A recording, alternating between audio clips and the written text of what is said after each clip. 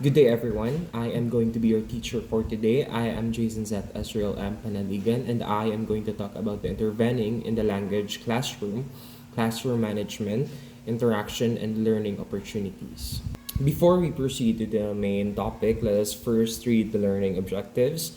By the end of the lesson, the students should be able to A. Define the key concepts related to classroom management, interaction, and learning opportunities in the language classroom.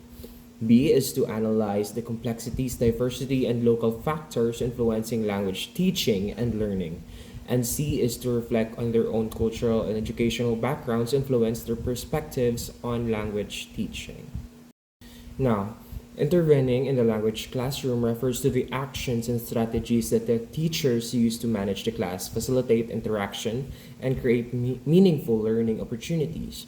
Now, when we say intervene in the language classroom, it means that teachers step in to guide discussions and keeps the students engaged and ensure that learning stays on track.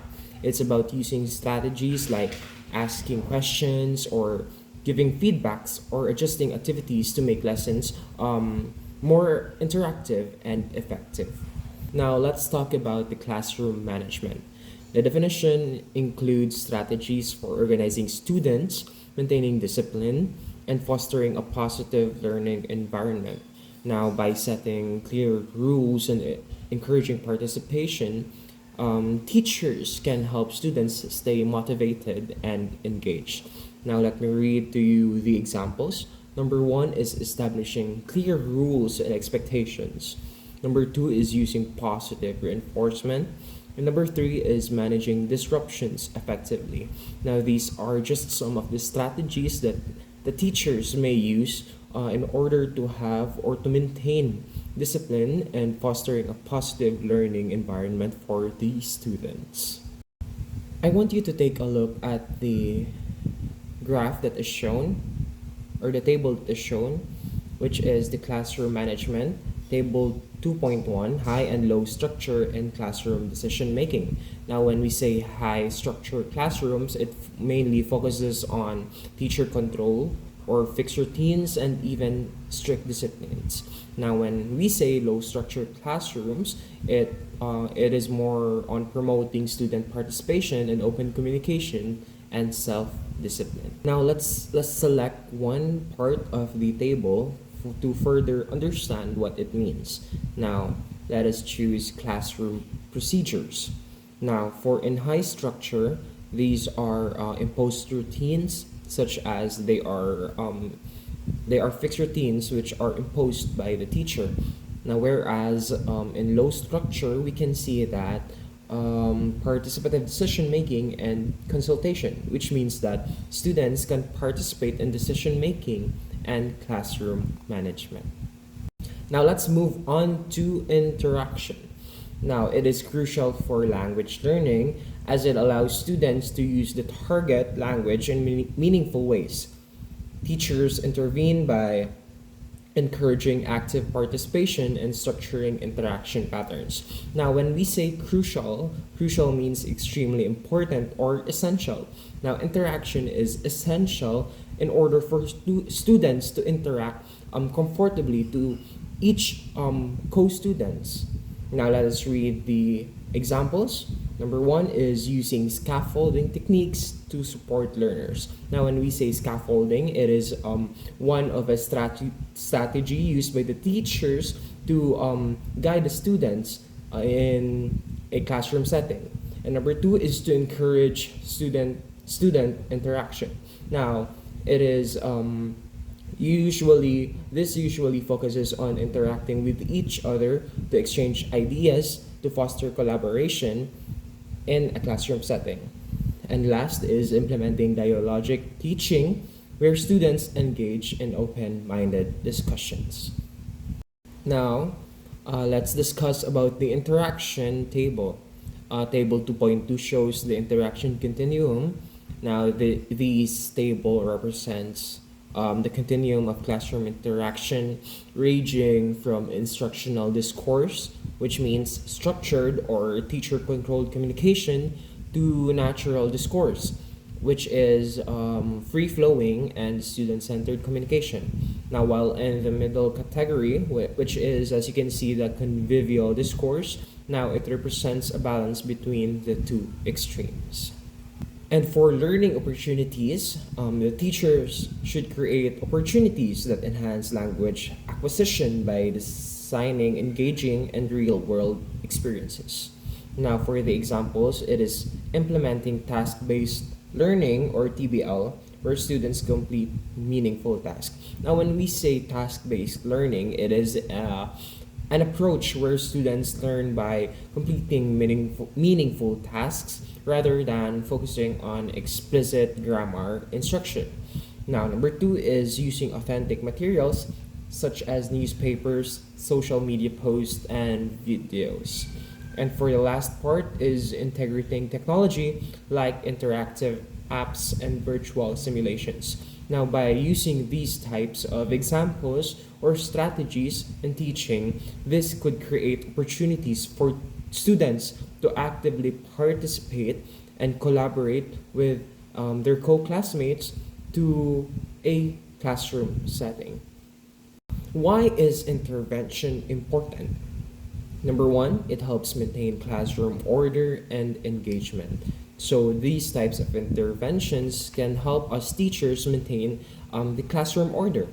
Number two is encourages active participation and meaningful communication. As what I've said earlier, these types of strategies can encourage students to active participation.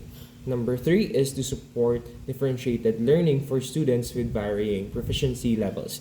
Now, we all know that students don't have the same level of knowledge, which these interventions can help us support a differentiated learning. And lastly, creates a supportive environment that reduces anxiety and enhances confidence. Now, we teachers should know to support students in a way that they can feel comfortable in a classroom setting. Now that we are done with our first topic, so let us proceed to the language classroom in theory and practice, complex, diverse, and local. Now, language classrooms are not uniform or predictable. They vary depending on students, teachers, cultural context, and institutional settings.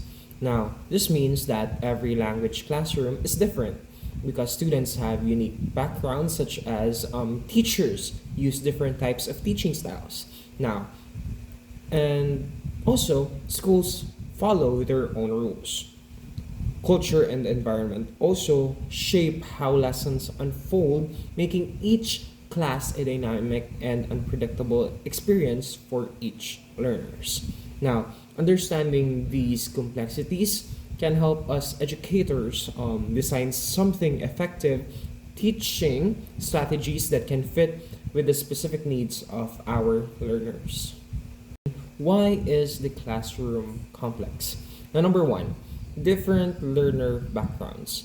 Now, as we all know, every student brings a unique type of experience to the classroom, from their first language to how they've learned before. Now, some may be highly motivated, while others may need some extra encouragement to engage in lessons. Number two, multiple teaching methodologies. Now, teachers don't all teach the same way. Some may stick to other traditional methods, while others focus on communication or mix different approaches. Now, this way, lessons are delivered and can greatly affect how students understand and use the language because of these multiple teaching methodologies. Number three is unpredictability in learning.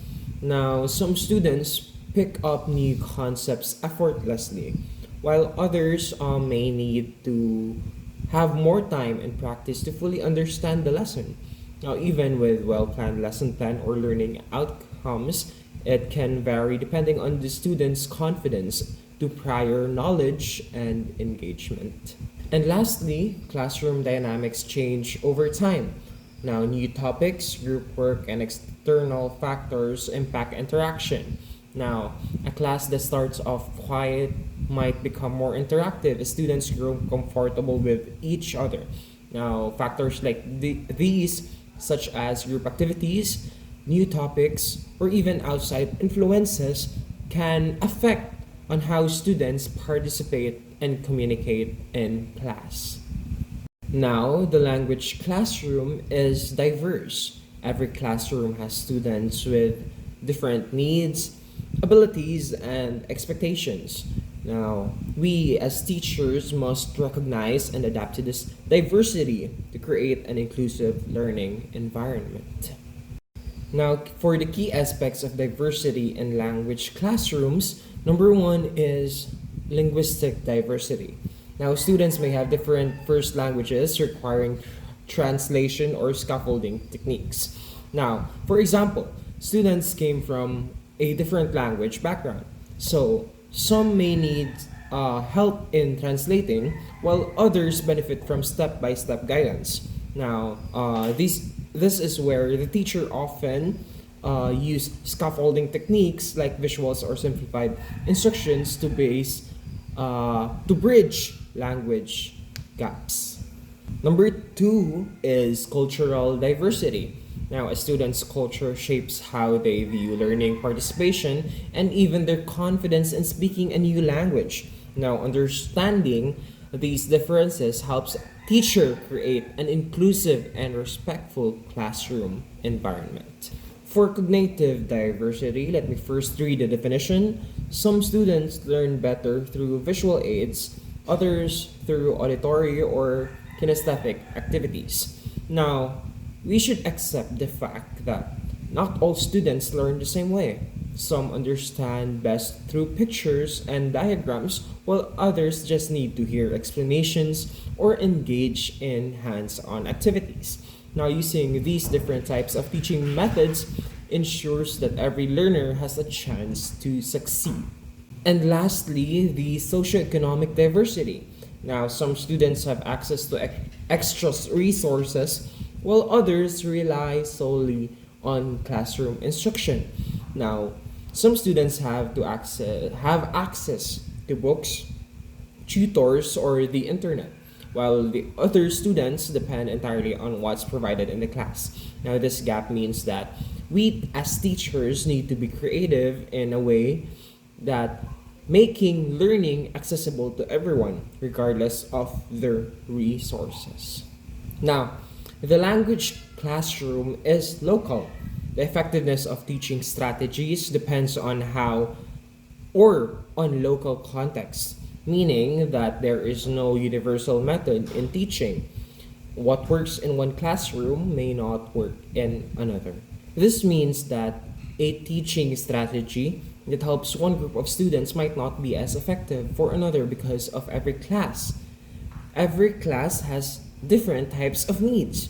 Now, we as teachers must adapt to methods based on the students' backgrounds, learning styles, and classroom dynamics in order for them to cope up with the lessons that is given to them. And in order for them to understand, we teachers should be able to adjust to their specific level, and we should use strategies that is effective on teaching these types of lessons to these students. Now let's talk about the factors that influence a local classroom practice. Now, number one is institutional policies. Schools may have different rules on language use. Now, for example, an English only policy versus a bilingual approaches.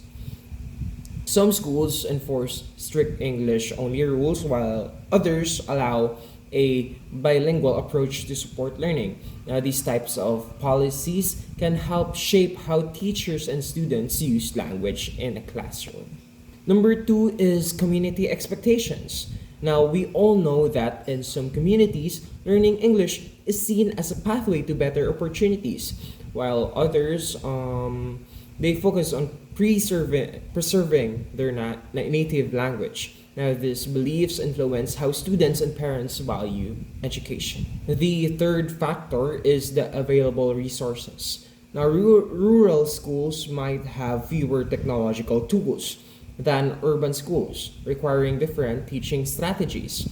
Now, schools in cities may have, for example, smart boards and internet access, while in rural schools, they rely more on printed materials and in traditional teaching methods. Now, we teachers, in this available resources type of thing, we should adjust our strategies based on what tools are available. And lastly is student goals. Some learners study English for academic purposes, now others for work and migration or social interaction. Now, some students learn English to pass exams or to study abroad, while others, we all know, they need it for work or for daily conversations. Now, these types of student goals, they serve as a motivation and approach to learning depending on their personal and professional aspirations. Now, let us interpret what the graph means. So, number one, the classroom as an experimental laboratory. So, on the top part of the diagram shows a linear model where teacher behavior directly influences a planned learning outcomes. Now, this represents a traditional learning centered approach where the teacher controls the learning process, aiming for specific outcomes. Now, it assumes that learning is predictable and does not account for student interactions or unexpected learning moments. Now, learning is not just about instruction, but also about interaction, behavior, and classroom dynamics. Now, the class group mediates learning opportunities, meaning that students and their interactions impact on what is learned. Now, a shift from a teacher centered to a learner centered approach allows for a more collaborative type and adaptable learning environment. Now, upon seeing the bridging theory and practice table, this shows or this shows that these are two types of perspectives on how learning happens in a classroom. Now, one seeing it as a structured, controlled experiment, and the other as an interactive, evolving cultural space. Now, let us use behaviorism as an example of theoretical approach. Now, we all know that behaviorism is a learning which is a result of habit formation through stimulus response and reinforcement. Now, relating to the first diagram, which is the linear model, it aligns with the behaviorist approaches. Now, the teacher delivers instruction to students to respond to a structured output. Now, learning is measured by planned outcomes, assuming a direct cause and effect relationship. Now, when examples of practices is drills, repetition, and memorization are used in classrooms. These perspectives remind us that effective language teaching is not just about instruction, but also about creating opportunities for meaningful interactions. Now, the shift from a teacher centered to a learner centered classroom aligns with modern theories of second language acquisition, where communication and collaboration are crucial. Now, these ideas highlight that language teaching isn't just about delivering lessons, it is also about making sure that students engage in a real and meaningful conversations. Now, moving from the teacher-led approach to a learner-centered one supports modern language learning theories, emphasizing communication, collaboration, and active participation. And now for our takeaways. Number one is the language classroom is complex. Now, many elements like student differences, teaching styles, and classroom dynamics make learning unpredictable.